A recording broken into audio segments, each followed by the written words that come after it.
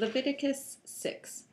The Lord said to Moses, "If anyone sins and is unfaithful to the Lord by deceiving his neighbor about something entrusted to him or left in his care or stolen, or if he cheats him, or if he finds lost property and lies about it, or if he swears falsely, or if he commits any such sin that people may do, when he thus sins and becomes guilty, he must return what he has stolen or taken by extortion, or what was entrusted to him, or the lost property he found, or whatever it was he swore falsely about. He must make restitution in full, add a fifth of the value to it, and give it all to the owner on the day he presents his guilt offering. And as a penalty, he must bring to the priest, that is, to the Lord, his guilt offering, a ram from the flock, one without defect and of the proper value. In this way, the priest will make atonement for him before the Lord, and he will be forgiven for any of these things he did that made him guilty. The Lord said to Moses, "Give Aaron and his sons this command. These are the regulations for the burnt offering. The burnt offering is to remain on the altar hearth throughout the night till morning, and the fire must be kept burning on the altar.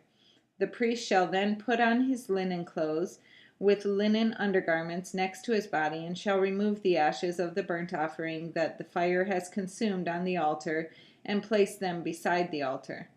Then he is to take off these clothes and put on others, and carry the ashes outside the camp to a place that is ceremonially clean. The fire on the altar must be kept burning. It must not go out. Every morning the priest is to add firewood and arrange the burnt offering on the fire and burn the fat of the fellowship offerings on it. The fire must be kept burning on the altar continuously. It must not go out. These are the regulations for the grain offering. Aaron's sons are to bring it before the Lord in front of the altar.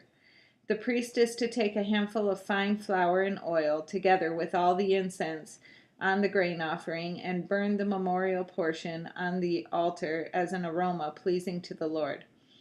Aaron and his sons shall eat the rest of it, but it is to be eaten without yeast in a holy place. They are to eat it in the courtyard of the tent of meeting. It must not be baked with yeast. I have given it as their share of the offerings made to me by fire. Like the sin offering and the guilt offering, it is most holy. Any male descendant of Aaron may eat it. It is his regular share of the offerings made to the Lord by fire for the generations to come. Whatever touches them will become holy.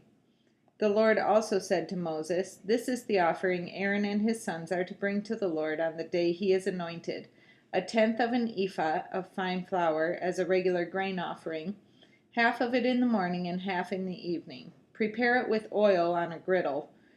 Bring it well mixed, and present the grain offering broken in pieces as an aroma pleasing to the Lord. The son who is to succeed him as anointed priest shall prepare it. It is the Lord's regular share and is to be burned completely. Every grain offering of a priest shall be burned completely. It must not be eaten." The Lord said to Moses, "Say to Aaron and his sons, these are the regulations for the sin offering. The sin offering is to be slaughtered before the Lord in the place the burnt offering is slaughtered. It is most holy. The priest who offers it shall eat it. It is to be eaten in a holy place, in the courtyard of the tent of meeting. Whatever touches any of the flesh will become holy, and if any of the blood is spattered on a garment, you must wash it in a holy place. The clay pot the meat is cooked in must be broken, but if it is cooked in a bronze pot, the pot is to be scoured and rinsed with water.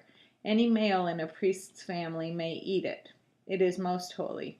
But any sin offering whose blood is brought into the tent of meeting to make atonement in the holy place must not be eaten. It must be burned."